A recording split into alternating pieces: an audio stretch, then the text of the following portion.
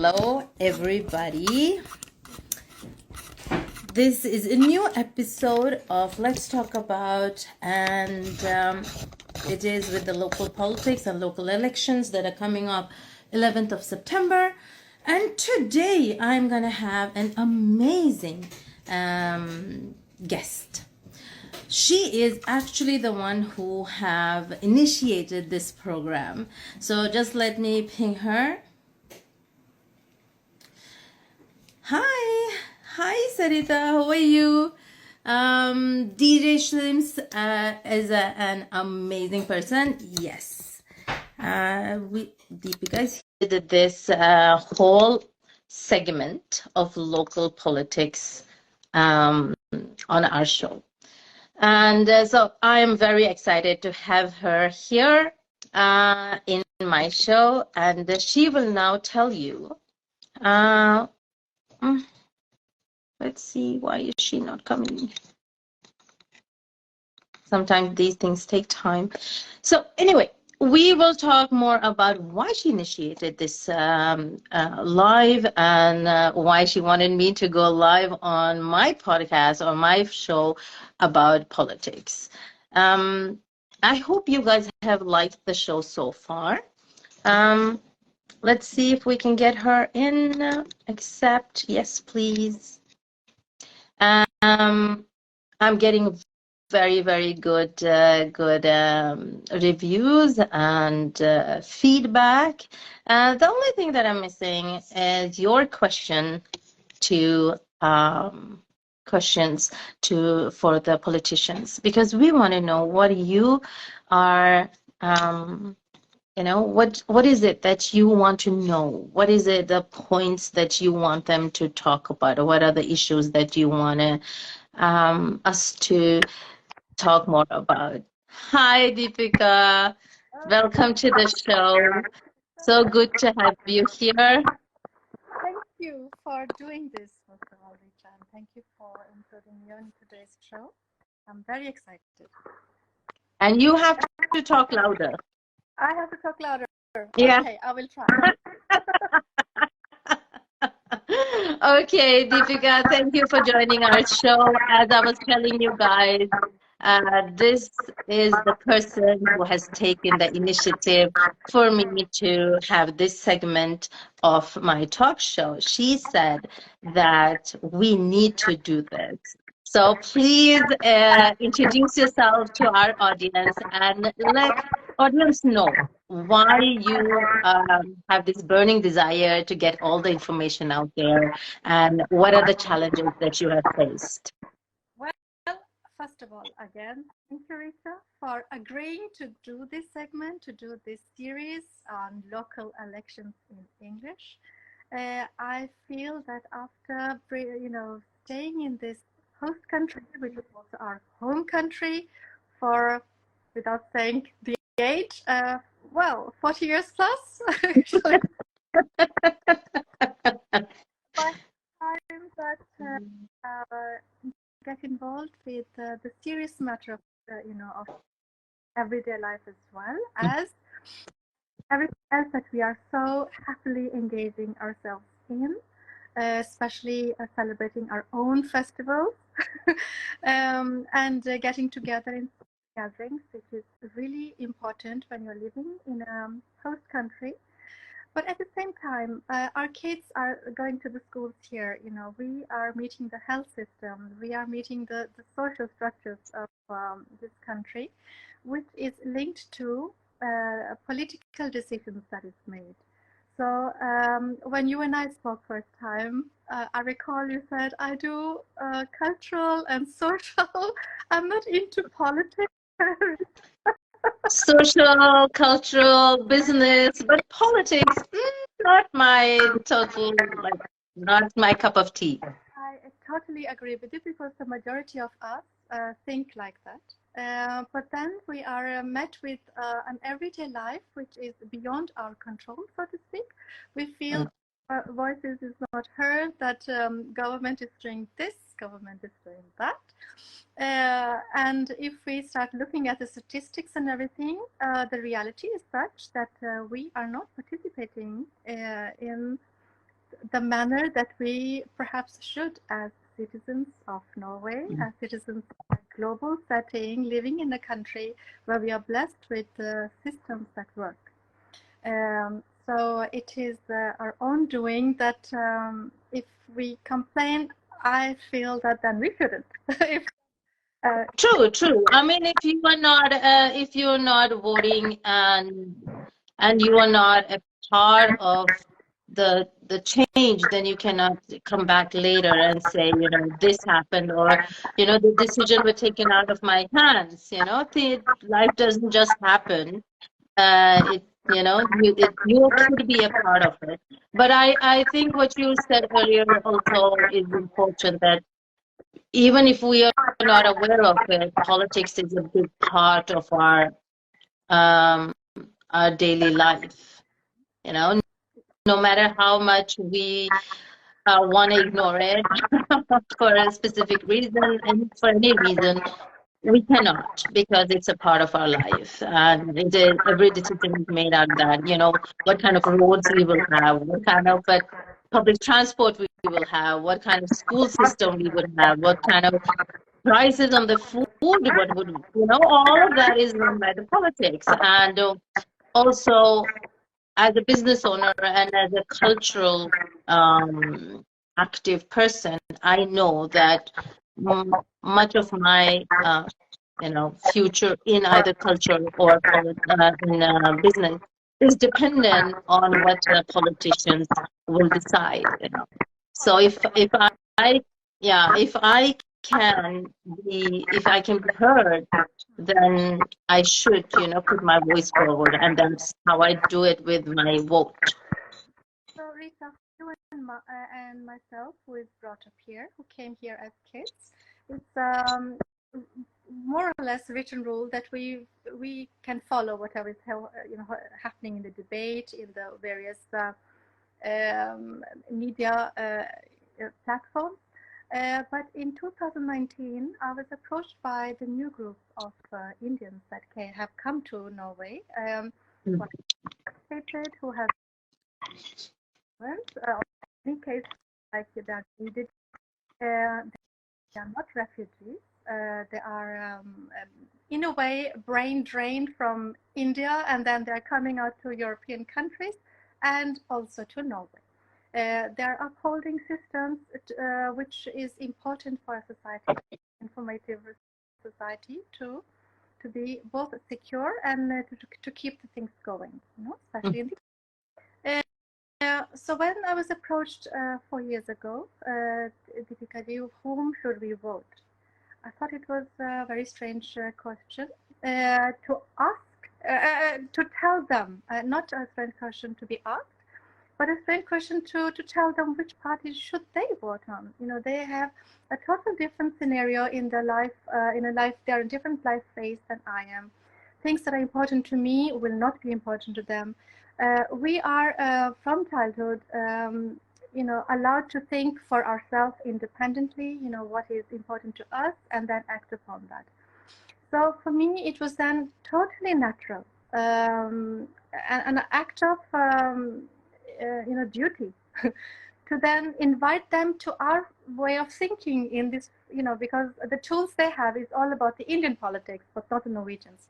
So it starts in 2019, a small group, we just came together. Within a week, we arranged a meeting, invited the politicians, and had an online, a live session with people in the, very few people turned up because of the very shortage of we didn't have much time to plan this. It was only 2 weeks till the election at that time.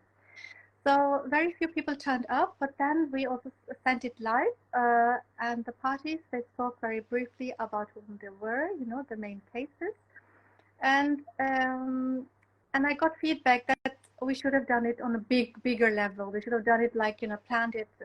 So unluckily, we have been hit by the COVID, so it has affected our interaction, within all these years in between. But I was amended to do it for the local election again in 2023. So this Monday, we then invited a maximum of newcomers, or especially people who are eligible to vote, who still haven't done it yet for some reason, or they're not interested, Rita. It's not their cup of tea. So the people that I came in contact with in the political faculty last time, I approached them again, and then they said, hey, why don't you hold this here? Which meant at the parliament, because I was looking for a respectable place to bring the group. And also in a historical place of Norway, also, to give some kind of ambience of what democracy means to this country. So this is like the backdrop of it. Okay. And as you're saying, the people who have watched your podcast, Richa, they have really started thinking, hey, why am I not voting? Or why haven't I thought of this myself? So it is an awakening which is happening, which is really warming my heart, because that means that you're making also this place your own home. The fact that you don't know Norwegian that well, I think it shouldn't matter at all. So, but when I speak to the parties, they say, yes, we have this in mother tongue, we have it in Punjabi, we have it in Hindi, we have it in Daria, we have it all Arabic, all different languages. But that is well and fine for you and me, like, but like in a place like India, like we have like 23 different official languages. So it will take too much time. We can do it next time, or when we have the, the resources to do that. So the easiest way in was to just hold it in English, in a language where we can understand each other without the barriers. So this is the background. Yeah, but I also think it's when we talk to the politicians, they also agreed that they have the political issues like for their parties on a higher level, but when it comes to the local elections, they don't have it locally translated to English, So that's the point, which also Asti made in her interview, that yes, you can read about, let's say, Labour Party, what they stand for, but not the issues that they will, forward in the local election in the different places. We have Indians, we live everywhere, like in Westside, like in Ulansakin, in Lillestrøm, in Oslo, in Buskerud. So it's like there they haven't, narrowed it down to English. So that's why these podcasts becomes very important, so we can, raise the issue about that as well. Another thing is this, that had this been a group of people who couldn't manage the IT, who couldn't manage, to translate the text or something, it is actually to ignite the political germ, which is, the purpose of this project.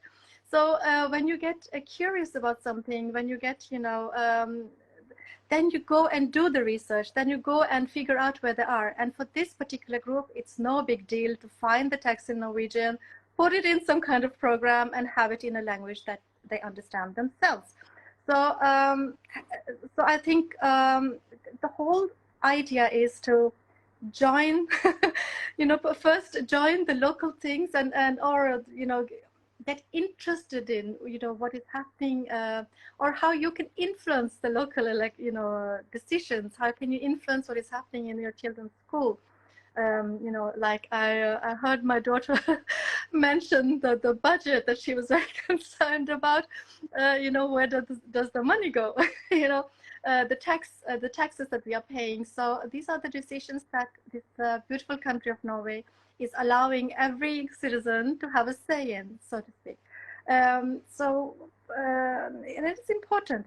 So again, yeah, you can use a lot of money to translate things in the local language of that one person who knows that language or no.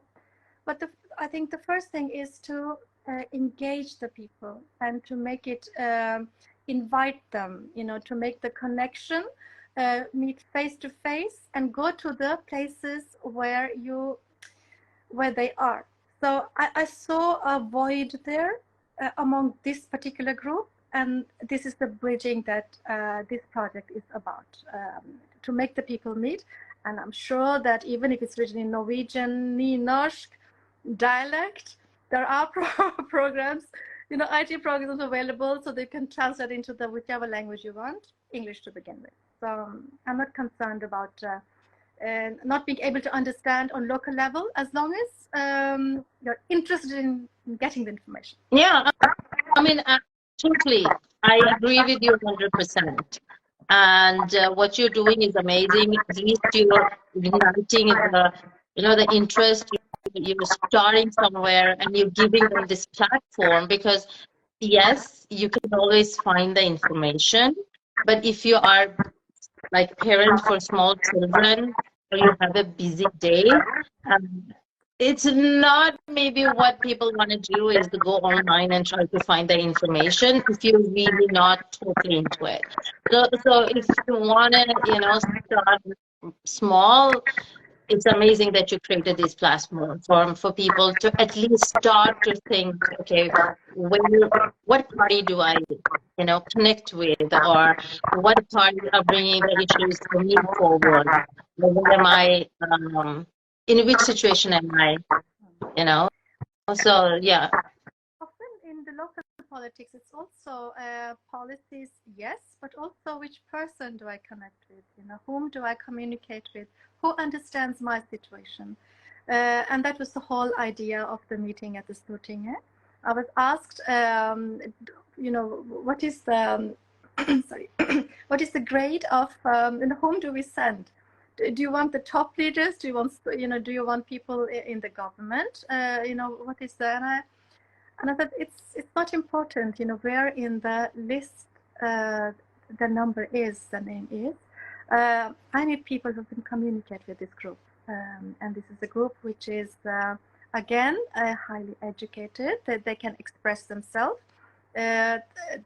This group will not have problems in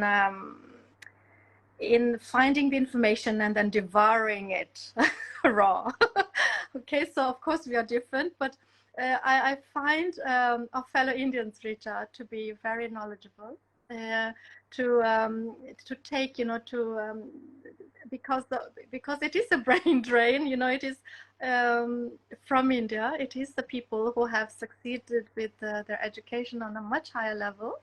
So I have no, I have no problems in that. But of course, you are right. We are all different.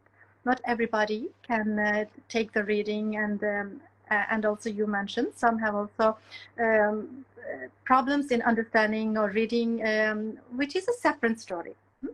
So yeah, but it's also not what really ignites and make, that's what you want to read, after a long day. So creating that platform where, as you said, because I as a as a person, I know a lot of people like me had the opportunity to see them face to face and listen to them talking in English, explaining it in English. And even though I understand Norwegian perfectly fine, I could have read it, but I don't. Even I don't. But if I get them in front of me and they point out, this is what we're going to do in business, this is what we're going to do in education, this is what we're going to do with the climate, this is what we're going to do with inflation, all of that, and I have the opportunity to ask them my concerns, then definitely I'll be there in the meeting. That is an amazing opportunity for me to actually to get to know them, because reading is just one dimensional. You're meeting a person. It's not just that face to face. You're getting the energy. And the politicians loved it, and they were so nice. They were so, beautiful souls, all of them, so passionate that I, me with politics is like, I like this bunch of people. No turning back. You tasted blood. Lovely. Yes, and also the fact that we had teachers amongst the panel, the political panel, who was teaching Norwegian, and they were pushing their own their own limits and talking in English in highly technical stuff, answering the questions that came from the audience, and then reflecting upon it. I thought it was beautiful. I really, I'm so happy this happened. And this is also not only because of this, well, what I think, Richa, is we should do such kind of meetings regardless of elections, every once or twice in a year or so, to have on a bigger level a touchdown with what is the status, what do we do. The government is doing a lot on their level, but we, as are brought up here, we also have a role in being the middleman to see what our community is lacking or is really wanting to do, their ambitions. And if there is no connection between the government, then you and I, people like you and I, we should just stand in the middle and, take a fair, okay, you want to do this, let's do it, And bridge the gap, kind of bridge the gap. The gap. Because if we know Norwegian, if we are so fluent, then we should use that to empower each and every of us, actually, not only our. Yeah, but I also, what I love about this is that I am looking at Norway and Norwegian politics through new eyes, because the question that they are bringing is maybe something that I take for granted, and when they bring it up, like there was this beautiful question there, amazing question. Why does Norwegian healthcare take so long time? I mean, if you first of all, to just take a blood test and then get the answer, you have to wait for 3 months, 3 weeks, and why isn't there, a much more faster way of doing that? And even though I've always been frustrated about it, but I just accepted it for what it is, It's like, okay, the system is like that, but why not? Why not question it? And why not ask, what are you doing about this? So I love that question. So that's the whole idea, if you should know where to go to come. Also during COVID, I was also approached by so many because of the changing rules every second day. So what is I made, we have this WhatsApp group and Facebook groups that we are part of. I made sure every time there was something happening, our bureau had any new update on anything, immediately it was on our, I translated in English and I shared it. And then again, the next day it was changed again to a new thing, and this is what was happening. But this information was not, did not reach to one particular group which was working, which was out there taking the buses, everything. So there was a gap, even though they tried to put the information out in Punjabi, Hindi, all these languages, but the day-to-day, that was, as you're saying, the general thingy. But the day-to-day thing is that we're changing by every hour. There was no capacity to do that. So at that time also, Richa, I took it upon myself to inform, to translate and inform in English in our group, so that at least our group was informed by it. We are blessed to be coming from a country which believe in democracy, which believe that what the government is saying, we have some kind of trust in the government.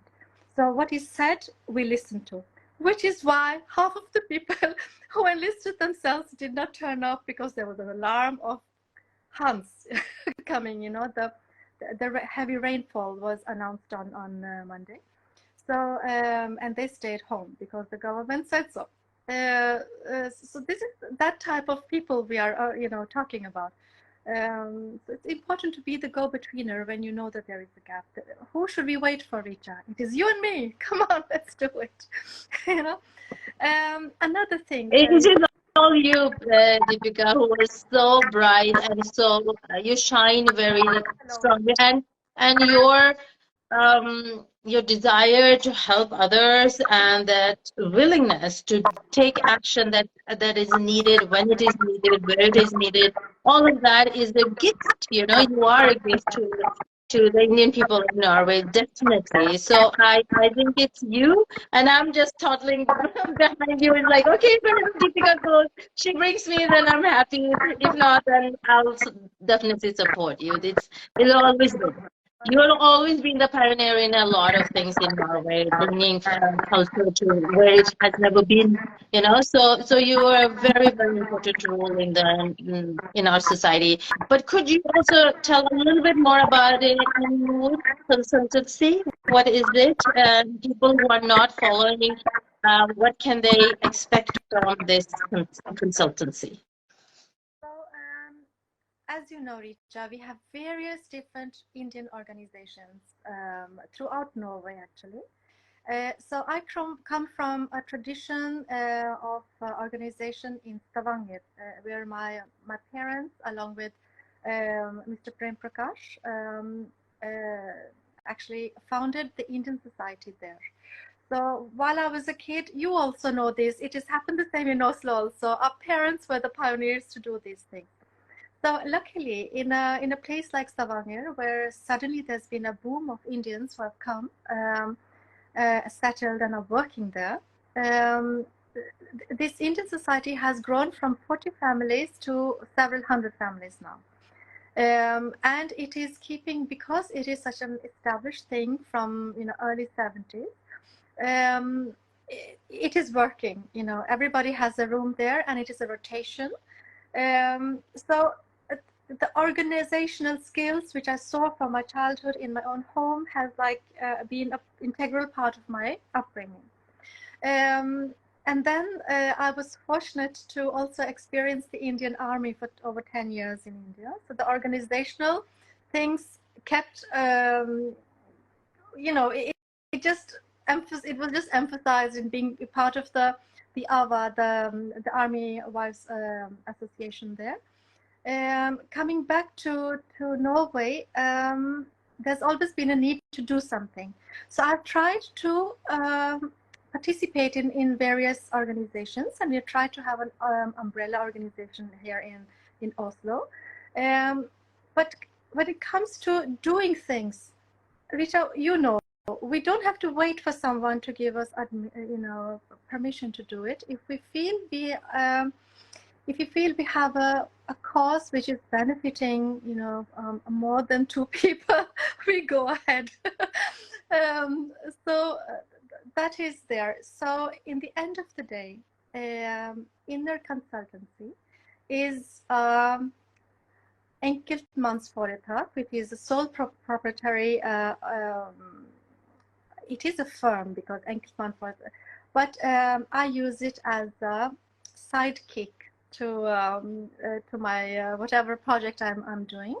So it is formed recently, just before I started at the Israeli embassy, and then it went into hiatus because I was working 24 hours a day with my day work at the embassy. And now that I am done with my tenure there, the first thing I'm brushing the dust out of is the Innor Consultancy firm. So what can people expect?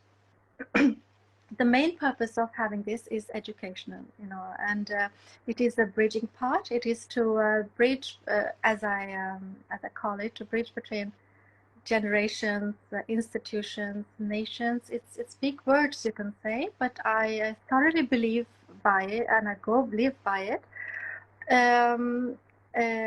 So what to expect? Well, expect compassion. I will listen to you, and if there's anything I can do in which is within my limited powers, I will make sure to make it happen, as we are doing, in normal life. So apart from that, there is also something called Foreningen for Kulturelt Mangfold. It's an association for cultural diversity. That is, in a way, the mother organization which in the consultancy is then, in a way, working under. And that is a voluntarily organization. Okay? And there are people there who have, some are active, some are not, but again, I'm the driving force there also. whenever there is something happening, I try to do. So the biggest thing we did a couple of years ago was to be partners with Oslo won this award for European city, Green City Award. So we were partners with them in that. So I try to be and do good where we can do, giving an Indian flair to it, of course, because that is my personality. Half of it. No, so thank you so much, Deepika, to pushing me for starting this, because I can see the effect it has, and being part of the meeting on Monday really, made it even more real. That what we are doing is helping others, and when we're spreading information, that's all we can do. When it comes to also local politics, we can always also give information, and then you people who are watching this, you are the people who are going to make up your mind for which party that resonates with you, or forwarding the issues that you are dealing with every day. And then don't miss out. If you are able to vote, and remember, your vote means a lot. It can make the change that you need. So if you're going to talk a little bit statistics, that Prasanta ji mentioned. So it is in the last election, there were like between 65 and 70% of the total Norwegian population that voted. It is always fairly lower than the parliamentary, but it has been 65 is quite low, I would say. So this project is also about do your duty, and yeah, 65. I think we can do better. Okay, we are living in an informative society. We can do better. And amongst them again, 16% of the Norwegian population are of foreign background. Okay? So amongst them again, only 9% voted last time. Okay, so and 3% of the 16% are now stood enlisted as politicians whom you could vote for. So this is another thing.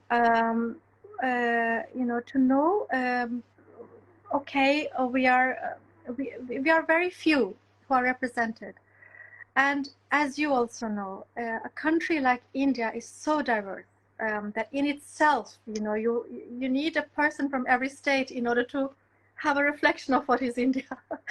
So, and now there are hardly anyone from India, but there are representatives from other countries, other cultures, and which is there. So to me, it doesn't we can do better. Come on, all of us, that is. So it is that is one side of it. Statistics, they're very low. So this project is also to encourage to increase that. Let's see what happens. The second thing is, because we are living in an informative society, and information is so easily available, there is another side to it, and that is misinformation. So for me, that is that is also very, very important. To whom do you get what information from? There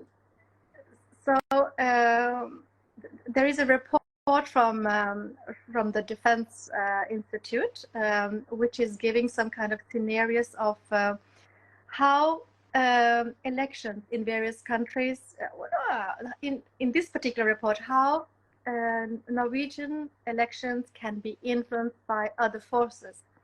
This is another topic which is close to my heart, So when we're living in such a secure and how do I say, tillitsfull, what is the English word for? Trustworthy. Trustworthy. That is the crux of the Norwegian society. We trust each other. Yeah. And what we read or what we are told randomly, we take it at face value. But in today's society, there are other forces that have, other ways of communicating. So for me, again, get your information from the horse's mouth, from the people who are unlisted, instead of going in groups and, So this is also an aspect of this project to The one be the and the third aspect, which I am totally like, which kind of convinced me, is that yes, knowledge is, if knowledge is power, then take the power and do something, take the control, and use that power for your benefit. And yes, as Deepika said, get the right information from the right people, but then also use it to make, as I say, brighter future. Because that's all I'm all about that, taking control, getting your power, which is in this case knowledge. You can do so much, and your vote is very important. Every vote counts, and I feel like I'm a politician, like asking for people's vote, but actually, I'm not asking for myself.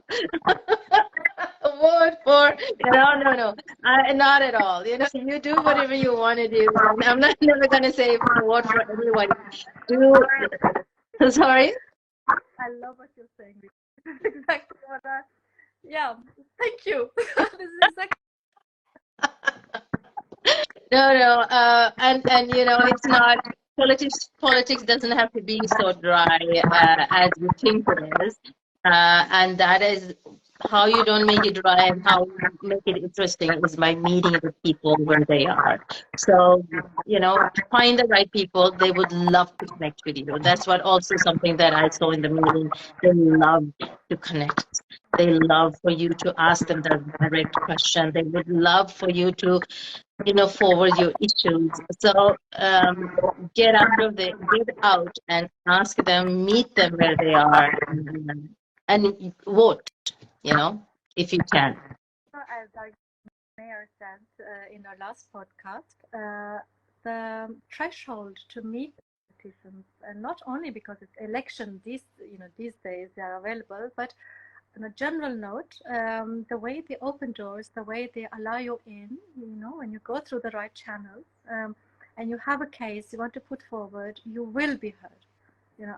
I'm a perfect example of that. Who am I? I'm a nobody, but I have a will. I have something I want to do. I present it, and the blessings are there. So if it's possible for me, it's possible for you.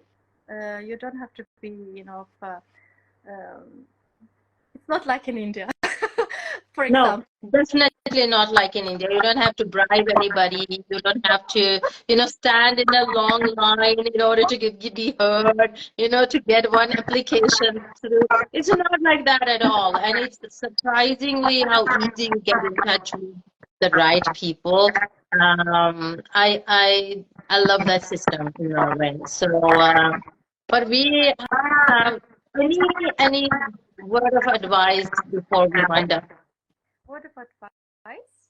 Well, get ignited, get politicalized, read up, meet people. These days, there are so many debates here and there. Don't be shy, even if it's in Norwegian, get hold of someone. Speak in English to them. They know. Now, they know the language which if they cannot answer, they will find someone. Don't give up. You have something to say. You have something to ask. You want some changes. Just go about it. We are all children of Gandhi here. Be the change. Be the change. That's important. And yes, don't be shy. No. And I would love for you guys to send us the question if you feel that you don't know enough, people, or you don't have time or energy, you have some challenges to actually go out and find the right person. Deepika is here. That's what she's saying. Reach out to her, reach out to me, ask us the question. And is it a big number of people that don't vote? Yes, it's a huge number. Thank you, DJ Sims, for that question. Yes, Deepika just mentioned that in last local elections, there were also 16% of Norwegian population which are of foreign descendants, is 60%, and out of them only 9% voted.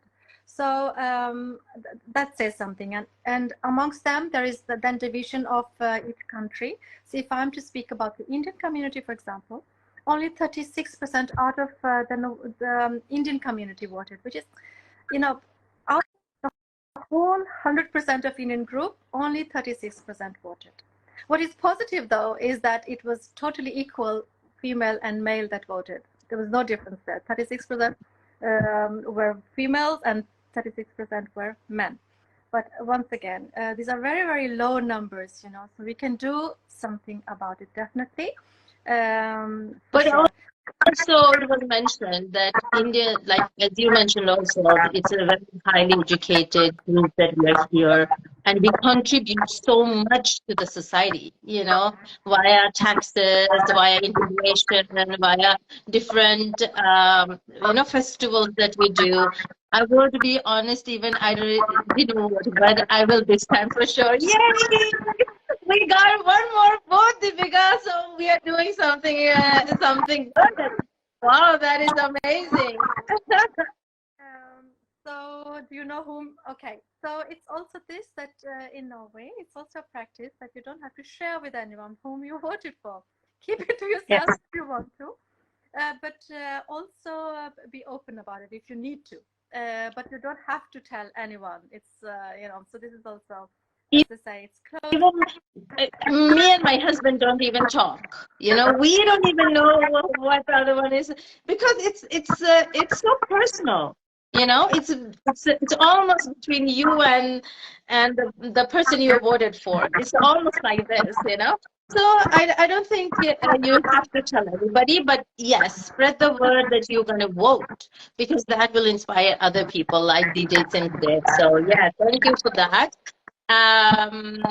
Okay, Deepika ji, we are now rounding up, and thank you so much for your time. Thank you for all the hard and good work that you do.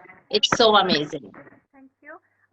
If you wish, Richa, I can send you the links to the questionnaires and the reports that I have. If anybody is interested in them, they can go straight to. There is a summary in English already, ready-made from the SSB, the Statistics Norway, and then also the other report, which is about the so-called misinformation, to be a little bit aware of what's going on, what's not.